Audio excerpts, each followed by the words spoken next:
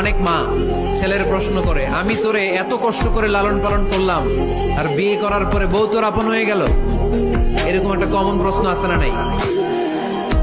এক চালাক ছেলে মারে উত্তর দিছে, মা তুমি মা ডাক শোনার জন্য জীবনে কি কষ্টটাই না করছো। আমারে তুমি 10 মাস 10 দিন পেটে ধারণ করছো, এত বড় বস্তা, খাইতে পারতা না, টয়লেটে যাইতে পারতা না, খালি বমি করতা, ওষুধ খাইতা। 10 মাস পেটে ধারণ করলা, 2 বছর দুধ খাওয়াইলা, আমার পেশাব পায়খানা পরিষ্কার করলা।